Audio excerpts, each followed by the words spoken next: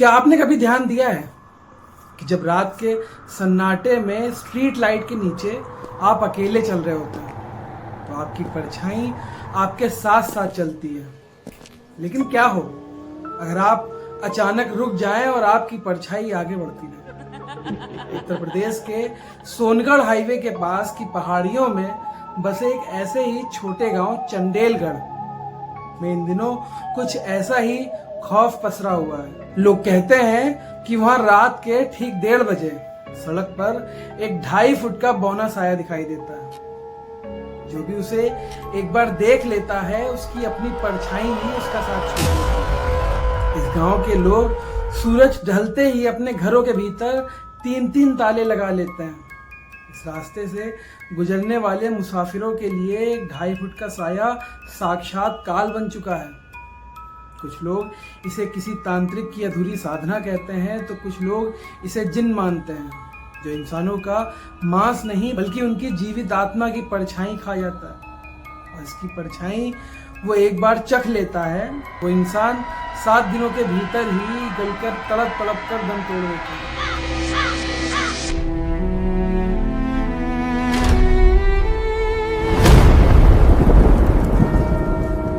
रहस्यमयी और रूह कपा देने वाली घटना की हकीकत जानने के लिए बनारस का एक बेहद मशहूर और निडर डॉक्यूमेंट्री मेकर रुद्र अपनी पूरी टीम के बिना अकेले ही चंडेलगढ़ पहुंचता है। रुद्र का एक YouTube चैनल था जिस पर वो ऐसे ही रहस्यमयी जगहों की पोल खोलता रहता है। वो भूत प्रेत जिन जिन्नात पर रत्ती भर भी भरोसा नहीं करता है। उसका साफ मानना था कि इन सब अंधविश्वासों के पीछे या तो कोई गिरोह होता है या फिर कोई जमीन माफिया जो लोगों को डरा कर भगाना चाहता है। रुद्र ने चंडेलगढ़ के हाईवे पर बने एक पुराने आधे टूटे हुए और बंद पड़े ढाबे के मालिक रामचरण से मुलाकात की। रामचरण डर के मारे गांव छोड़कर शहर भाग रहा था। रुद्र ने जब उससे पूछा तो रामचरण ने कांपते हाथों से ढाबे के पुराने कंप्यूटर में लगी सीसीटीवी का फुटेज दिखाया। रुद्र ने स्क्रीन पर देखा। तारीख थी पिछले महीने की 14 और वक्त था रात के ठीक 1:46। एक ट्रक ड्राइवर अपनी गाड़ी खड़ी करके ढाबे के बाहर नल पर हाथ मुंह धो रहा था। अचानक सन्नाटे को चीरती हुई एक बेहद बारीक घुंघरू की आवाज आती है। ड्राइवर पानी बंद करता है और चौंक कर पीछे देखता है। कैमरे की धुंधली लाइट में साफ दिख रहा था कि सड़क के उस पार एक 2.5 फुट का साया खड़ा हुआ है। ड्राइवर को लगा कि वो कोई गरीब बच्चा है। उसकी तरफ कदम बढ़ाता है, लेकिन तभी वो 2.5 फुटिया अजीब तरीके से हवा में तैरते हुए ही ड्राइवर की तरफ झपका। उस 1.5 फुटिया का खौफनाक चेहरा देखने के बाद में ड्राइवर वहां से जान बचाकर भागने की कोशिश करता है, लेकिन वो छोटा साया ड्राइवर को छुए बिना सिर्फ जमीन पर बनी ड्राइवर की परछाई के गले को अपनी लंबे और नुकीले साए वाले हाथों से दबोच लेता है। ड्राइवर वहीं तड़पने लगता है, उसका दम घुटने लगता है और बेसुध होकर वहीं गिर जाता है। फुटेज यहीं पर बंद हो जाती है। रुद्र इस वीडियो को 2-3 बार घुमा घुमा कर देखता है। उसकी आंखें सिकुड़ जाती हैं। वो रामचरण से कहता है, यह सब वीडियो एडिटिंग का कमाल लगता है। कोई इंसान प्रोजेक्टर का इस्तेमाल करके लोगों को डरा रहा है। मैं आज रात खुद इसी जगह रुकूंगा और उस ढोंगी को कैमरे पर पकड़ कर जेल भिजवाऊंगा। लेकिन रामचरण तो रुद्र को अकेला छोड़कर भाग जाता है। उसे कहता है, तुम्हें जो करना है करो, मैं तो जा रहा हूं यहां से। रुद्र ने उसी बंद ढाबे के पीछे अपनी बाइक खड़ी की और रात होने का इंतजार करने लगा। शाम के करीब 7 बज रहे थे जब चारों तरफ पूरा सन्नाटा छाया हुआ था। रुद्र को कुछ ही दूरी पर एक जलती हुई धूनी दिखाई दे रही थी। वो पैर घसीटते हुए उस तरफ बढ़ा और वहां एक पुरानी जर्जर कुटिया थी जिसके बाहर एक बुजुर्ग अघोरी संत बैठे हुए थे। उनका नाम था दिगंबर बाबा। उनके पूरे शरीर पर शमशान की भस्म लिपटी हुई थी। गले में रुद्राक्ष और इंसानी हड्डियों की माला थी और हाथ में तांबे का एक पुराना कमंडल। उनकी लाल भभूक आंखें सीधे रुद्र के चेहरे पर टिक गई। दिगंबर बाबा रुद्र को देखते ही बोलते हैं, लौट जा पुत्र, इस मिट्टी पर तेरा कैमरा और तेरी नास्तिकता तुझे नहीं बचा पाएगी। जिसे तू बहरूपिया समझ रहा है वो इस धरती की ही रचना है। वो 2.5 फुटिया है, वो भूखा है और कई दिनों से उसने किसी इंसान की काया का रस नहीं चखा है। वो जब भी किसी शरीर के पीछे की परछाई को खींचता है तो वो इंसान धीरे धीरे एक दिन जिंदा लाश बनने लगता है। उसका खून ठंडा पड़ जाता है, हड्डियां मुड़ने लगती हैं और वो 7वें दिन वो शैतान उस खाली पड़े शरीर के अंदर दाखिल हो जाता है। अगर अपनी परछाई और अपनी माँ की गोद सलामत चाहिए तो इसी वक्त बनारस की तरफ अपनी मोटरसाइकिल मोड़ ले, बच जाएगा तू। रुद्र अहंकार में हंसते हुए बोलता है, बाबा ये सब बातें डराने के लिए ही ठीक हैं, लेकिन मैं एक दकियानूसी कहानियों में कभी नहीं आने वाला। आज रात मैं उस 2.5 फुटिया का लाइव वीडियो बनाऊंगा और दुनिया को दिखाऊंगा कि भूत सिर्फ दिमाग का एक वहम होता है। दिगंबर बाबा ने एक ठसी सांस ली, अपने कमंडल से थोड़ी सी भस्म निकाली और रुद्र की तरफ बढ़ते हुए कहा, अहंकार ही विनाश का द्वार होता है। अगर रात को पीछे से कोई पुकारे तो मुड़ना मत, और अगर वो सामने आ जाए तो यह तांबे की भस्म को कोई भी शुद्ध तांबे की धातु ही तुझे बचा सकती है। ले इसे अपनी जेब में रख ले। रात के ठीक 1:30 बज चुके थे। सोनगढ़ हाईवे पर सन्नाटा इतना गहरा था कि रुद्र को अपनी ही सांसों की आवाज साफ सुनाई दे रही थी। पहाड़ियों से उतरा कोहरा इतना घना हो चुका था कि टॉर्च की रोशनी भी रास्ता सही नहीं दिखा पा रही थी। रुद्र ने हाईवे के बीचों बीच अपना गोप्रो कैमरा स्टैंड फिट कर दिया, अपना माइक ऑन किया और बोलना शुरू कर दिया कि दोस्तों, मैं इस वक्त रात के 1:45 बजने वाले हैं। मैं उसी कुख्यात सोनगढ़ हाईवे पर खड़ा हूँ जहाँ 2.5 फुटिया का खौफ बताया जाता है। चारों तरफ दूर दूर तक कोई नहीं है, सिर्फ जंगल की डरावनी आवाजें। तभी अचानक रुद्र की घड़ी का अलार्म बजा। रात के 1:45। उसी पल जैसे पूरे जंगल की आवाजें अचानक से थम गई। जीवरों का रोना बंद हो गया। हवा एकदम से भारी और ठंडी हो चुकी थी, जैसे किसी बर्फ खाने का दरवाजा खुल गया हो। रुद्र को अपने ठीक पीछे सूखी पत्तियों पर किसी बहुत छोटे कदम रखने की आहट आती। फिर सन्नाटे को चीरती हुई एक बेहद मासूम रोते हुए बच्चे की आवाज गूंजी, भैया भैया, मेरा पैर टूट गया है, मुझे सड़क पार करा दो भैया, बहुत डर लग रहा है। एक बार रुद्र का दिमाग उससे बोलता है कि पीछे मत मुड़ना, लेकिन उसकी डॉक्यूमेंट्री मेकर वाली आदत हावी हो गई। उसने अपना कैमरा घुमाया और खुद भी पीछे मुड़ गया। टॉर्च की पीली रोशनी जैसे ही उस पर पड़ी, रुद्र के हाथों से कैमरा छूटते छूटते बचा। वहां सचमुच एक 2.5 फुट का बच्चा खड़ा था, लेकिन वह बच्चा जीवित तो बिल्कुल नहीं दिख रहा था। उसके पैर घुटनों से पीछे की तरफ मुड़े हुए थे, हाथ इतने लंबे कि जमीन को छू रहे थे। उसका चेहरा आधा जला हुआ था, जैसे किसी जलती हुई भट्टी से निकल कर आया। उसकी आंखों में कोई पुतली नहीं थी, वो पूरी तरह सफेद और खाली थी। वो रुद्र को देखकर धीरे धीरे मुस्कुराने लगता, जिससे उसके नुकीले दांत साफ साफ दिख रहे थे। इससे पहले कि रुद्र कुछ समझ पाता, वो 2.5 फुटिया एक अमानवीय रफ्तार से हवा में उछला और सीधा रुद्र की छाती पर जा लगा। रुद्र का दम घुटने लगता है। उसे लगा कि जैसे उसकी छाती पर किसी ने पहाड़ रख दिया। उसकी जीभ बाहर निकलने लगती है। वो 2.5 फुटिया रुद्र के चेहरे के बिल्कुल करीब था।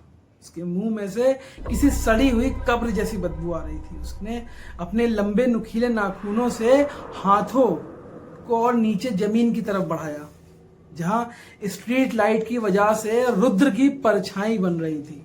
उस शैतान ने रुद्र की परछाई के ऊपर बालों को जमीन से पकड़ा और उसे ऊपर खींचने लगा। रुद्र को महसूस हुआ कि जैसे उसकी आत्मा का एक हिस्सा उसके शरीर से खींचा जा रहा हो। उसका पूरा बदन बर्फ की तरह ठंडा होने लगा। तभी उसे दिगंबर बाबा की याद आई। उसने तड़पते हुए अपने जेब में हाथ मारा और उसने बाबा की दी हुई तांबे की भस्म को अपनी चाबी के छल्ले के साथ में रखा हुआ था। रुद्र ने अपनी पूरी ताकत बटोर कर वो तांबा का छल्ला और भस्म सीधे एक साथ 2.5 फुटिया के मुंह पर मारा। वह भस्म मारते ही एक ऐसी भयानक और तीखी गूंज उठी जिसने पूरे सोनगढ़ के जंगलों को हिलाकर रख दिया। वो 2.5 फुटिया रुद्र की छाती से पीछे गिरा और काले धुएं में तब्दील होकर घने जंगलों की तरफ भाग गया। रुद्र जमीन पर गिरकर हांफने लगा और हांफते हांफते खड़ा हुआ। उसने अपनी बाइक स्टार्ट की और पागलों की तरह भागते हुए अपने होटल के कमरे की तरफ निकल गया। लेकिन भागते वक्त उसने नीचे नहीं देखा। सड़क पर बाइक की हेडलाइट की रोशनी रुद्र पर पड़ रही थी, लेकिन जमीन पर रुद्र की कोई परछाई नहीं बन रही थी। 2.5 फुटिया उसकी परछाई का शिकार कर चुका था। रुद्र चंडेलगढ़ के एक छोटे से लॉज के कमरे में पहुंचा। उसने अंदर से दरवाजा बंद कर लिया और हाफते हुए बिस्तर पर बैठ गया। उसका पूरा शरीर थर थर थर कांप रहा था। उसे रह रहकर वही सफेद आंखें और सड़ी हुई बदबू महसूस हो रही थी। उसने सोचा शायद कोहरे की वजह से मुझे मति भ्रम हुआ है। भूत जैसी कोई चीज नहीं होती। तब भी अपने आप को इतना समझा रहा था कि चलो कुछ नहीं हुआ है, सब ठीक है। वो अपने चेहरे पर पानी मारने के लिए जैसे ही वॉशरूम की तरफ बढ़ता है, कमरे की ट्यूबलाइट अजीब तरीके से टिमटिमाने लगती है, ब्लिंक होने लगती है। जैसे ही रुद्र वॉशरूम के बड़े आईने के सामने खड़ा हुआ, उसका कलेजा एकदम उसके मुंह में आ गया कि आईने में उसका चेहरा तो दिख रहा था, लेकिन उसके पीछे उसकी परछाई गायब थी। वो बिल्कुल अकेला खड़ा हुआ था। तभी आईने के अंदर से एक भयानक हलचल होती है। आईने के अंदर जो रुद्र का रिफ्लेक्शन था वो अपनी जगह शांत खड़ा था, जबकि असली रुद्र अपने हाथ ऊपर उठाया था मुंह धोने के लिए।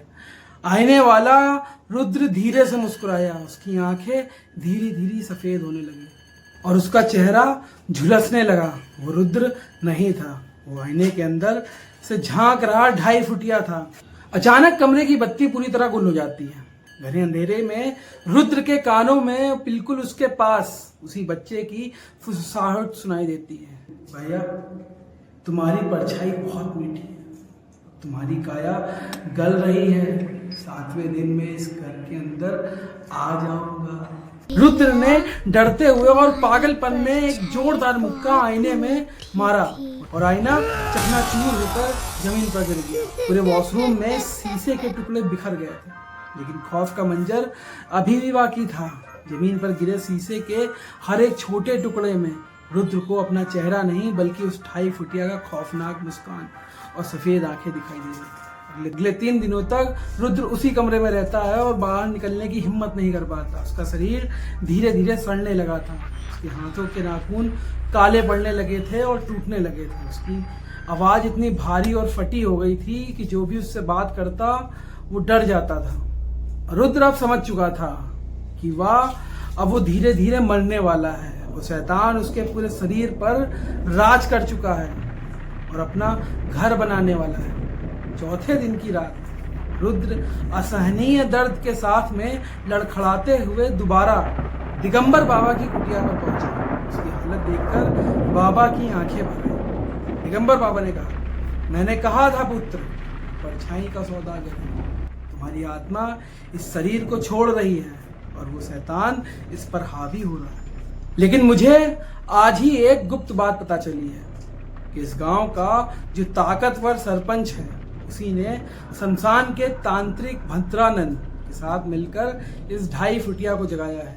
सरपंच इस पूरे इलाके के नीचे दबे कोयले को और कीमती पत्थरों को अकेले हड़पना चाहता है। इसलिए उसने इस 2.5 फुटिया के जरिए पूरे गांव में खौफ फैला रखा है कि लोग कौड़ियों के भाव में अपनी जमीन बेचकर यहाँ से भाग जाए। और रुद्र, तुम्हें उस रात यहाँ बुलाना भी सरपंच की ही एक चाल है, ताकि एक बड़े डॉक्यूमेंट्री मेकर की मौत की खबर सुनकर पूरा चंडेलगढ़ हमेशा के लिए खाली हो जाए। यह सुनकर रुद्र के अंदर बचे हुए इंसानियत के खून ने उबाल मारा। उसने अपनी फटी हुई और भारी आवाज में कहा, बाबा, अगर मेरा मरना तय है तो मैं उस सरपंच और तांत्रिक को जिंदा नहीं छोड़ूंगा। मैं उस इंसान को अपने साथ ही दफन कर दूंगा। मुझे उसका ठिकाना बता दो। दिगंबर बाबा ने बताया, आज रात शमशान के पास बने पुराने कोयले के गोदाम में तांत्रिक और सरपंच आखिरी पूजा करने वाले हैं, जिसके बाद 2.5 फुटिया पूरी तरह आजाद हो जाएगी। रात के ठीक 3 बज रहे थे। तेज तूफानी बारिश हो रही। रुद्र हाथ में लोहे की एक भारी चेन और बाबा का दिया हुआ एक तांबे का त्रिशूल लेकर उस पुराने कोयले के गोदाम का दरवाजा तोड़कर अंदर घुसता है। गोदाम के अंदर एक बहुत बड़ी चिता जल रही थी। तांत्रिक भद्रानंद और सरपंच हाथ जोड़कर बैठे हुए थे। जैसे ही उन्होंने रुद्र को देखा, सरपंच हंसते हुए चिल्लाया, देखो महाराज, वो आ गया। इसकी परछाई अब हमारे गुलाम के पास है। लेकिन उसी पल रुद्र के शरीर पर 2.5 फुटिया पूरी तरह हावी हो गया। रुद्र की आंखें पूरी तरह सफेद हो गई। वो एक अमानवीय चिते की रफ्तार से उछला और उसने एक ही हाथ से तांत्रिक भद्रानंद का गला पकड़कर उसे हवा में उड़ाया। रुद्र के मुंह से 2.5 फुटिया की भयानक और दोहरी आवाज निकली, तूने मुझे गुलामी के लिए जगाया था तांत्रिक, लेकिन अब मैं इस जवान शरीर का मालिक बन गया हूं। मैं किसी का गुलाम नहीं रहा। तांत्रिक का गला एक झटके में टूट गया। सरपंच डर के मारे कोने में भीख मांगने लगा। तभी रुद्र के अंदर छिपी हुई उसकी आखिरी इंसानी चेतना ने जोर मारा। रुद्र ने अपने बाएं हाथ से तांबे का वो त्रिशूल खुद के अपने पैर में दे मारा, ताकि 2.5 फुटिया का जादू कुछ पलों के लिए कम हो सके। दर्द से तड़पते हुए रुद्र ने देखा कि गोदाम के चारों तरफ डीजल और केरोसिन के सैकड़ों ड्रम रखे हुए। रुद्र ने खिड़की के बाहर खड़े दिगंबर बाबा की तरफ देखा और चिल्लाया, बाबा, इस गोदाम के दरवाजे को बाहर लोहे के तारों से जकड़ दो। अगर यह शरीर इस शैतान का नया घर ही बनने वाला है तो मैं इस घर को जलाकर भस्म कर दूंगा। मेरे साथ या भी मरेगा। सरपंच की दर्दनाक चीखों और 2.5 फुटिया के तड़पने के बीच रुद्र ने जलती हुई चिता की लकड़ी उठाई और उसे सीधे डीजल के ड्रमों पर फेंक दिया। एक भयानक धमाका होता है वहां। धमाका होते ही पूरे कोयले का गोदाम धू धू कर जल उठा। आग की लपटें इतनी ऊंची थी कि चंडेलगढ़ का आसमान लाल हो गया था। कंक्रीट और लोहे के गर्डर पिघल गए थे। रुद्र ने उस भारी लोहे की चैन से खुद को और सरपंच को बांध लिया ताकि वो शैतान धुआं बनकर भी बाहर न भाग। अगली सुबह जब चंडेलगढ़ की पुलिस और दमकल विभाग की गाड़ियां वहां पहुंचती हैं तो वहां सिर्फ राख का ढेर था। 3 कंकाल मिले। सरपंच का खूनी साम्राज्य खत्म हो चुका था। रुद्र ने अपनी जान की बाजी लगाकर उस तांत्रिक और शैतान को हमेशा के लिए दफन कर दिया। इस फाइल में लिख गया, शॉर्ट सर्किट और गैस का लीकेज की वजह से वो हादसा हुआ था। इस खौफनाक घटना के बीते आज कई महीने हो चुके हैं। अब सोनगढ़ हाईवे पर कोई मौत नहीं होती। चंडेलगढ़ के लोग अब चैन की सांस लेते हैं। लेकिन क्या सचमुच यह कहानी यहीं खत्म हो गई? बीते कुछ दिन पहले बनारस के एक नए सरकारी बस ड्राइवर ने हाईवे पुलिस स्टेशन में एक बेहद अजीब और डरावनी शिकायत दर्ज कराई है। उसका कहना है कि जब वो रात के ठीक 2 बजे सोनगढ़ हाईवे के पास से गुजर रहा था तो कोहरे के बीच सड़क के किनारे उसे एक 2.5 फुट का साया हाथ हिलाकर बस रोकने का इशारा किया। ड्राइवर ने डर के मारे बस तो नहीं रोकी, लेकिन जैसे ही बस में लगे रियर व्यू मिरर में पीछे देखता है, बस की आखिरी सीट पर रुद्र का जला हुआ बिना परछाई का अक्स बैठा हुआ और उसकी गोद में वो सफेद आंखों वाला 2.5 फुटिया मुस्कुरा रहा था। और बस के स्पीकर से अपने आप एक फटी हुई आवाज गूंज उठी, भैया, रुद्र का शरीर तो जल गया, लेकिन हम तो अब भी आजाद हैं। क्या तुम मुझे अपनी परछाई दोगे? तो मेरे दोस्तों, रुद्र तो चला गया, परछाई का सौदागर आज भी उसी सोनगढ़ हाईवे पर भटक रहा है। अगली बार जब आप रात के सन्नाटे में किसी सुनसान सड़क से गुजरे और पीछे से कोई छोटी सी मासूम सी आवाज आए तो हाथ जोड़कर कहता हूँ, भूल कर भी मुड़कर पीछे मत देख लेना, क्योंकि क्या पता अगली गायब होने वाली परछाई आपकी हो। तो दोस्तों, ये थी आज की कहानी। आपको स्टोरी कैसी लगी है मुझे कमेंट करके जरूर बताइए। अगर वीडियो थोड़ी सी भी पसंद आई है तो वीडियो को लाइक करिए और चैनल को सब्सक्राइब करिए। अगर आपके पास भी कोई ऐसा रियल और हॉरर इंसिडेंट है तो जल्दी से नीचे दिए गए डिस्क्रिप्शन में मेरे ईमेल आईडी पर या व्हाट्सएप नंबर पर मेल करिए या फिर बोल के भेजिए। मैं आपकी स्टोरी पढ़ूंगा और अपनी आवाज में नरेट करूंगा। जल्दी ही मिलते हैं अगली वीडियो के साथ में, तब तक के लिए